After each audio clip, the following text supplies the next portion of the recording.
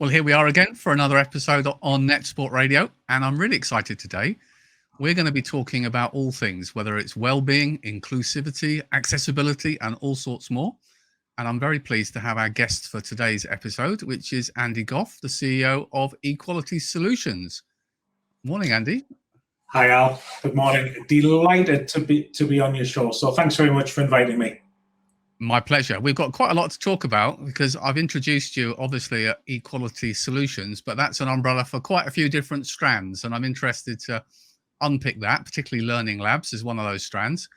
Perhaps a starter for 10 then, just to get things flowing, Andy. And before we do that, just for those who are watching in on our stream, I'm just going to share there for you your details, Andy. Could you tell us a little bit about Equality Solutions? Yeah, absolutely. So Equality Solutions Group is a group of companies who are absolutely, as you had on my title, they're passionate about equality, diversity, inclusivity, and mental well-being. And we're made up of currently five companies. And I say currently because we're very much interested in being the UK leader in this whole space from a technology perspective. So the group has come about from 5 companies. Innovate, which was the first one going back about 15 years. And Innovate is an assistive technology solution provider founded by our founder, Chris Quickfall, who actually was diagnosed with dyslexia whilst at university. And he went through a process called DSA, Disabled Students Allowance. Having gone through the process, he thought it wasn't the best thing for him, and he thought he could do it better. So he set up Innovate. Subsequently from then, he set up Equality Learning, which is a face-to-face learning provider, providing training on assistive technology. A couple of years later, he realized that there was an opportunity for e-learning, doing the same thing, and that was where Learning Labs came in initially. We then, back in December, we realized we had a gap in our portfolio for disabled students with something called for support on non-medical help, or NMH. And that was where we acquired a company and brought into the family Amano Technologies. And then really part of our vision is to be much wider than just equality, diversity, and inclusivity on disability. And our most recent acquisition, actually, I'm delighted to share with you, only a couple of weeks ago, is Equality Works, or EWG, Equality Works Group. And they are one of the leading inclusivity and diversity consultants in the UK. And I think for me, it was really great as a northerner as well, to buy a London company for a change. You often see London companies buying northeast companies.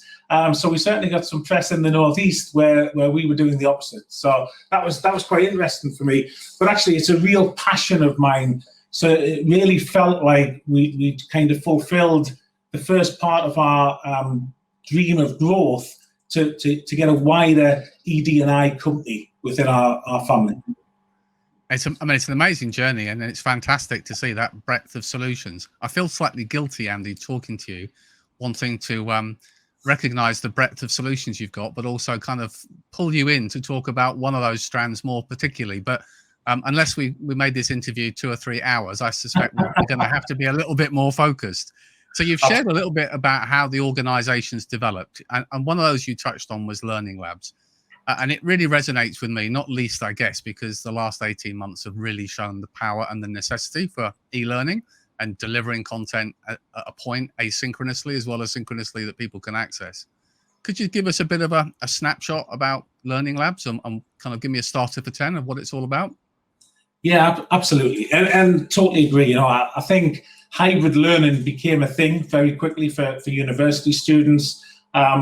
Starting with remote learning. So Learning Labs really did come into its own. And we, as you would expect, we had a really good growth year last year with a number of students taking up Learning Labs and being recommended Learning Labs as part of their DSA allowance. So where it really came about was on the back of delivering face-to-face assistive technology training, initially under Equality Learning.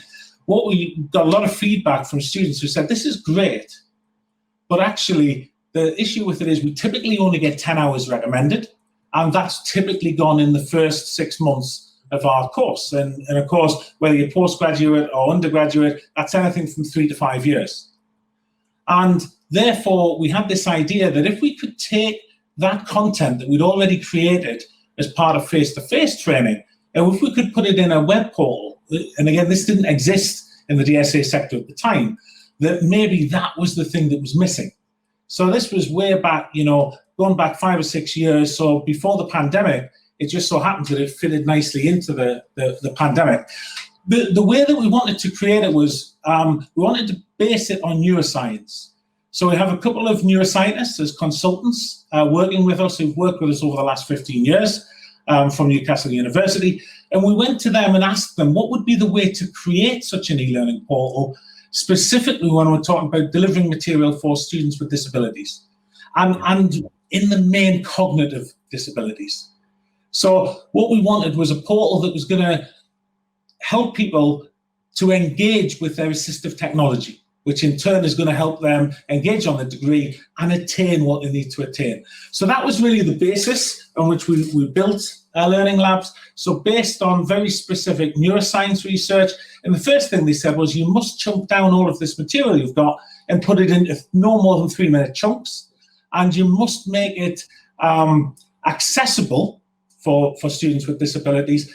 And in that way, you might want to think about doing text guides, but also video guides, and then also what we call do labs. And that is essentially simulating using the software.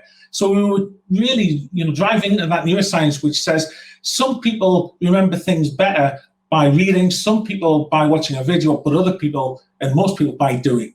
So that was the real concept behind Learning Labs initially.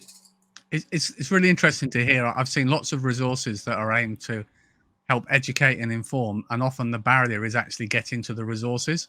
So it's really nice to hear a solution and a platform that takes that ethos from the front door right the way through. And I think that's really, really key. For somebody who's not familiar, Andy, and is just thinking about what can I expect to find within the platform, could you kind of share the breadth and the types of resources that you've got within there? Yeah, absolutely. So there's over 3,000 individual labs, and we break it down into lab suites, and each lab suite covers a specific piece of assistive technology. So for example, whether that be mind mapping software, something like MindView or IOA, and we'll take that piece of software and then break it down into lots of individual labs, as I said, no more than 3-minute chunks, that cover the breadth of that software, so that a student can dip into and cover a 3-minute tutorial on anything that they need for maybe a lecture tomorrow or any studying that they're doing, and they can just access that whenever they want. And a good question, I suppose, to wrap around that is, when you say a student, do you exclusively look at colleges and universities, or what about schools as well? Actually, that's a great question, Al. So our history has just led us into higher education and further education. But what we've really realized very recently is that this is as applicable at the school level. Is it a college or a university level? And especially these days, where there's more and more assistive technology really being brought into schools, such as TechHelp, Claro Read, and again, even mind mapping software to help people with organizational issues. So yeah, it's an area that we'd really like to get into, but it just hasn't been our area of expertise, really. I think it's a really important point, because what we've seen, particularly the last 18 months, where the use of technology within education has really been amplified and accelerated, is that boundary between the tools that would perhaps historically have been an FE tool. There is much more crossover. And I think, having had a look myself at some of the resources and tools that you support, it does seem to be just as relevant for many secondary schools in terms of access. Absolutely. And in fact, we have started some of those discussions. We've started going to some events for schools, and we've had some really good interest. And one of the reasons for that as well is that what we've also built in over the last 18 to 24 months is tools that are not just associated necessarily with disabilities. So tools like Teams and Zoom, especially for the the virtual learning world, but also a lot of the intrinsic software that Microsoft and Apple are now bringing into their operating systems that are accessible. So we've got a whole ream of labs now on accessibility software deep within, Apple or Microsoft or Google, etc. So, and I think that really starts to appeal to schools as well. So that, and actually with higher education. So we're moving away from, do we just deliver tools that will help people who have been diagnosed with a disability? And actually, there's a wider cohort of people who haven't necessarily been diagnosed, but actually would benefit from some use of accessibility tools that are already within the platforms they use. And I think the other area of learning labs, which I haven't talked about, but really got born out of the pandemic, was a totally separate area of e-learning. So moving away from just assistive technology and onto mental well-being. And I think we all recognise that, during the pandemic, mental wellness is something we all have. It's a continuum. Absolutely. We don't have to consider mental wellness as just a lifelong diagnosed illness. We all have mental wellness, and we're all at a certain point in mental wellness all the time. And I think we've all realised during the pandemic that, we've been high and low in our mental wellness. And I think what struck us was we started seeing that actually during that time, there was more and more students coming through being diagnosed with a mental health, anxiety, depression, and that being seen as a disability for disabled students' allowance. But actually what we saw was that the statistics and the figures that were coming out was that, Mind have always said 1 in 4 of us will experience mental wellness issues over the course of our lifetime, but that really is multiplied during the pandemic. So we wanted to make that accessible to all students, not just those that have managed to get through successfully on DSA. And I think that, again, hits all levels. It does. I mean, I'm a big advocate for lifelong learning, and I don't wish to elect myself as your head of marketing, but I think what we're talking about is Lifelong Learning Labs is your new company name. Absolutely. Yeah, we're going to go and get that .com right now. The bit on well-being and mental wellness, really resonates because we've seen that across all areas, and in many ways that's been the priority within education. Ahead of knowledge retention has been playing that catch up in terms of the well-being. One thing, you've got lots of resources that I see you make available, but a lot of it's built around the 6 domains of mental wellness. Yes, there's sort of a strand that you've got within that, which seems to make it really clear and accessible. Yeah, absolutely, Alan. And again, a great point. So when we came up with this concept, what we wanted to do, I'm very passionate about mental well-being, and my driver is I've got a personal touch point to that. I recognise my own mental wellness, but actually I have 2 children who've got both physical and hidden disabilities, and on the back of that have their own issues with mental wellness. So having had that kind of touch point myself, what I realised, though, is that it's such a complex topic. And what I felt was that we could help. Certainly, when we're talking about children and adolescents and going into, early education, higher education, further education, that it would be great to be able to break down mental wellness. And we're in an era where, the agenda is to take away the stigma about mental health, mental wellness. So it was a great time to look at that, but actually to try and make it accessible for all. So what we did was we started to think about it and break it down into, as you say, domains. So the physical domain of mental wellness, the spiritual domain of mental wellness, the intellectual domain of mental wellness, etc. And we've got 6 of those. However, what we wanted to do was work with a partner who could actually do some academic research and wrap around whether our thoughts on this, I'm not a psychiatrist, a psychologist, I'm a Google psychologist like many of us are, and from my own personal experience. So we worked with a company called New Economic Foundation, or NEF, and the reason we worked with them and engaged with them was because they are specialists in mental wellbeing. They work with the NHS, and they've worked with Mind and other organisations, and we wanted them to do a research paper for us on our concept of the 6 domains And actually that was perfect, because they came back to us and said, well, actually, we don't think this is quite right. And looking at academic research, it should be this. So we know that it's now founded, everything that we've come up with is founded on academic research. And we kind of wanted 4 concepts to the product, and we wanted a digital product that would make it accessible. So the first one was learn. Let's help people learn about mental wellness by breaking it down into those 6 domains.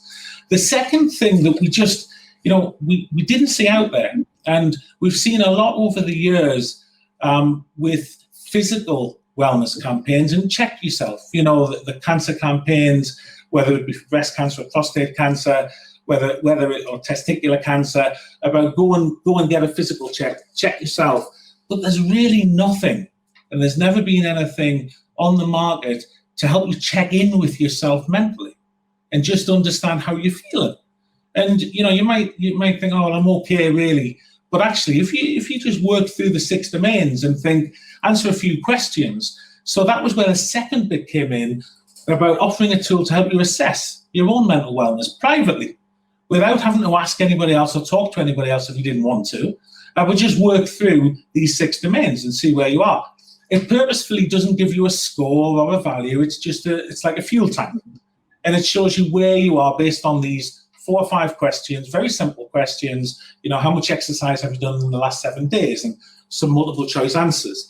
And the idea is that you can do this daily, and you can just see how your mental wellness is changing day to day, and that might just give you some awareness of why you feel how you feel.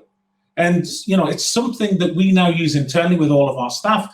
And we don't mandate it, but we say, it might be useful for you to just check in. And certainly for myself, I found it really useful just for me to check on a morning before I start, how am I actually feeling today? Well, it's not a surprise that I haven't done any physical activity in the lab. But what it also does, it kind of holds me to account to think, do you know what? I will do it then. So that the next time I do this, then there's something in there. So that was the idea, to make it accessible, to kind of break it down and make it even easier to access and talk about the subject. My vision is that in the future, you've got people in a pub, blokes who are probably the worst audience for talking about mental wellness and mental health, who say, oh, how's your physical wellness, or how's your spiritual wellness today? It'd be great to think that we could break it down into that level. The third element was to then have digital resources, if you like, to help you. So if you are low in your physical wellness or your emotional wellness or your social wellness, what could you do today? So there's just, again, some very short 3-minute videos on the same, way that Learning Labs has been built over the years, to allow people to watch a short video, an interactive video, do some little quizzes, and just learn a little bit more about how they could maybe boost their wellness in one of those 6 domains. And the fourth area is what we call collaboration. So it allows you to actually invite a mentor, if you like, a mental wellness mentor. That could be a parent, it could be a friend, it could be a disability advisor at university, could be a teacher if it was at school, it could be a HR person in a workplace. And the idea was it's just somebody you can invite, so it's only if you invite them. So it's only if you want to do that. And it's somebody then who you can work with within that digital tool. You don't have to talk to them, but you can share thoughts, etc., in a digital or safe place. And actually, you can invite them to see what you're doing and how your assessment is at the moment. And they can also recommend labs for you to do. And that was really where we took that process with Learning Labs as a mental health tool. Love that. Love that. I mean, one of the questions, I guess, preempting somebody listening in on the conversation who's not had the time as yet to visit Learning Labs, it's always that concern that you've got such a breadth of resources. Is it going to be really complicated for us to set up and use and make available for our students? So how would you reassure or summarize? Because clearly you've put a lot of work into that accessibility of the solution. Absolutely. Great question, Al. And actually, that was how we designed it from the outset. So one of our first design considerations was, if this is an e-learning tool, it must not be a tool that needs training to be able to use it. So we've built it very simplistically. So it's very simple to use. We've also built in accessible tools. We've built in a tool called Recite Me, for example. So it makes it fully accessible if you need different colors, if you need to change the font size. It can also put it into different languages. So again, that makes it really easy to get around. We've got tooltips in there. And we've just made the user interface very, very simple. The other thing we've done, just picking up on your point about all of the resource that's in there, we've made a user-definable dashboard where you can just literally say, I know that there's thousands of suites in here. Actually, I only ever want to use these 6. And you can put those on your dashboard, and those are the ones you see every day, day in, day out when you log in. And you can go back and remind yourself on the others and add more later if you want. But as a daily tool, you just see the bits that you need. And I think personalization is a key part. Engagement is really important to us. And what we found is that if you make it personalizable, which maybe isn't a word, then that makes it more engaging to the user. So they can decide what they want to see and what they don't want to see. I like personalizable. Sounds like a good word to me. I think it's a northern word, Al. I've just made it. So just wrapping on that, having reassured people, and I think that flexibility is one of the real strengths of the solution, because you've got the breadth, but you also don't provide that information overload to learners as well. It kind of keeps it focused. I take it from a school's perspective or a college perspective, if they wanted to have a dip in and have a free try, there's a way they can have a look at some of the resources to reassure themselves. Yeah, absolutely. So we offer all establishments free trials, and that can be tailored to suit them as well. So that could be 3 months, could be 6 months. So we'll work with each organisation, see what they need and how they use it. And what we also do on that as well is that we've recently come up with this idea of onboarding packs. So we're creating onboarding packs to help with engagement and to help schools and educational establishments. So, we could have posters that go up and advertise the fact that it's there, and scan this QR code if you want a login, etc., etc. So again, working with each establishment to make it suit and work for them. But certainly trials is exactly where we would go. Brilliant. And that's what we like, because we know now there's very much that focus about evidence informed, and I know you've got a huge customer base, but giving people that chance to dip in is always a great way. And frankly, nothing to lose right now with the priorities on organizations, just to check it out and see what they think. Exactly. So let me flip hats and be a customer who's more interested in the human touch, whether that's they just want to get some face-to-face support and nurture as well. If they contact you good folks, what about the option of having somebody come on site and deliver some training? Absolutely. So and that's the beauty of the group of companies that we've built up over the years, that actually, we know that one size does not fit all. And some people are perfectly great with e-learning. If you want face-to-face, and whether that's on site, whether that's virtual, but we can offer one-on-one training from our experienced assistive technology trainers, or from our mental health mentors or our study skills coaches. Again, yes, we can offer a whole breadth of on-site support, from simple training to more coaching, mentoring, and specialized. It might be sign language or etc. We can offer a whole range of those through our other sister company, Amano, as well. And you've obviously got vast experience, but how do you kind of make sure that suite of trainers is as inclusive as possible in what you offer? Yeah, and again, look, that's really important to us, Al. Again, when we set up this, both EQL and when we work with Amano, we need to make sure that everything that we do is inclusive for our students. And one of the things we do, it really comes into the training package. So when we look for trainers, we're not actually looking necessarily for people who have been trainers or teachers in the past. We're looking for people who get what we do. So people who are passionate about inclusivity, diversity, because we can teach people how to train to a certain degree, and we can teach people the technology. So we're not looking for those experts. We're looking for those human personality traits that are going to work well with people. And then what we layer on top of that to make sure that we are inclusive, so we'll bring in our consultants, and we'll use them to deliver sessions on different disabilities, for example, so that all of our trainers and all of our mentors understand the range of people that they're going to be seeing out in the world. And I think that has really helped, and I think it helps on a personal level as well as just on a professional level, because my real mission is to make the world more inclusive. You know, let's have a more inclusive and diverse place. Why not? But that's a big challenge. But you know, I think the agenda, the agenda from politics and social is heading that way. So I think now is a great time to push that and try and, you know, educate. Absolutely, and your passion and drive for that, Andy, really does shine through talking to you. Clearly, as a group, you've got that real breadth now of resources, whether it's e-learning or workplace learning, and you've got everything from, by the sounds of it, assistive technology, well-being, accessibility, all those kind of key skills built in together. So the $6 million question is, somebody listening in who recognizes you are the place to go to access those different breadth of resources, what's the best course of action? How can they get in touch with you and start to discover some of the solutions you've got available? So hello@e-q-s.com would be perfect. And then we could cover anything from there. So, you know, that would take us up at group level. And then if that's personalized training, face-to-face, if it's e-learning, if it's consultancy on equality, diversity, inclusivity for either an organization or a group, then again, we could do that from there. Fantastic. And if they're looking purely at the online digital resources, then for Learning Labs, where's the best place to go?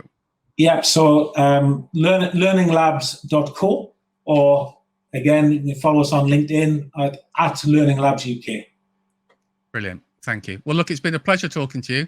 Fantastic range of solutions. Great to see how the business is growing, and more importantly, the impact that you're having for learners. So again, thank you for joining NetSupport Radio. It's been a pleasure, Andy.